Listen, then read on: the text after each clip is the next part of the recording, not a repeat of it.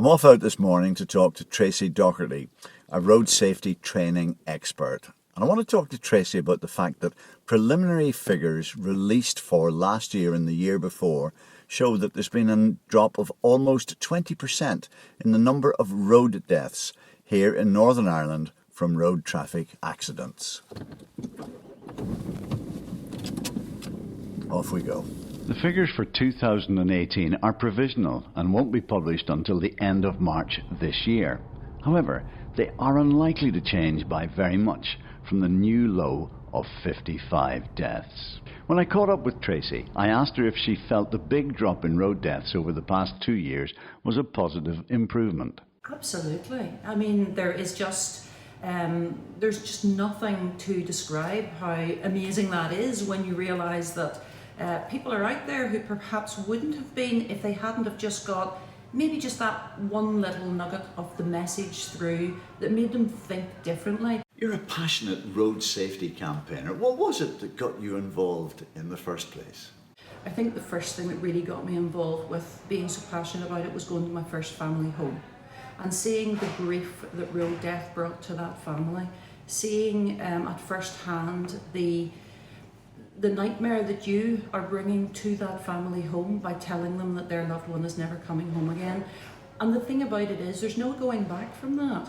I've had parents beg me that it's not true. I've had fathers dropping to their knees and begging me to tell them something different, to turn the clocks back. I can't do that. The only thing I can do for people is to get out there, to educate and to try and stop it ever happening again. And that's why I do it. So for you, it's about making a difference? It's about making a difference. It has to be about making a difference. And when I see those figures reducing, then I know that something is working well out there. We are making a difference. Indeed we are. Road deaths have dropped from a high of 372 in 1972 to just 55 for the year just past. Tracey delivers the message about road safety to young people in schools and colleges in association with Autoline Insurance. So I went with her to see what impact the presentation was having on the young. When we got to the college, I asked Ivana Kieran, marketing executive with Autoline Insurance, why the company was delivering this road safety campaign. So Autoline is very passionate about road safety first and foremost, and also very passionate about helping young drivers get on the road. So our Chili Drive app came about as a result of that. We travel around lots of different schools and colleges across Northern Ireland to deliver this presentation to hope to spread awareness of the causation factors relating to road deaths and help to just raise awareness of what can be done to reduce road deaths in Northern Ireland. And how difficult is it to get the app? So the app is downloaded once you take out the Chili Drive policy. So the insurance policy offers a very big upfront discount to young drivers.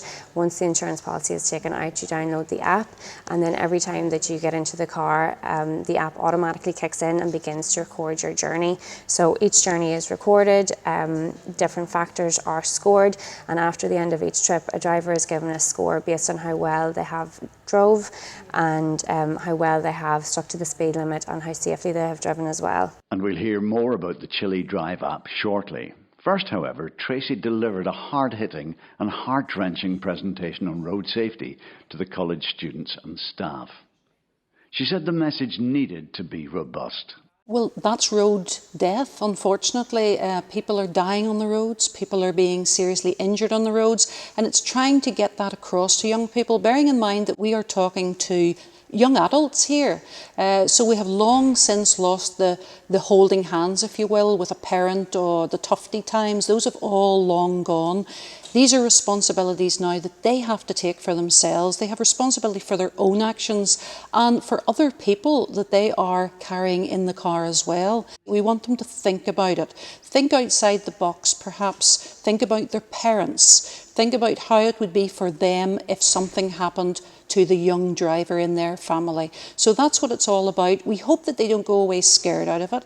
That's not what we want to create for them, but we want to give them a sense of reality. And road death is not nice, it's not pleasant out there, and we want to let them know that on no uncertain terms. And how much do you hope that students might change their driving behaviours for the better as a result of this talk today? Well, sadly, there are so many young people dying on the roads that if any of them change their driving habits and prevent another road death on the roads, that's a success for us. And if we look at year on year at driving statistics, we can see that they are reducing year on year.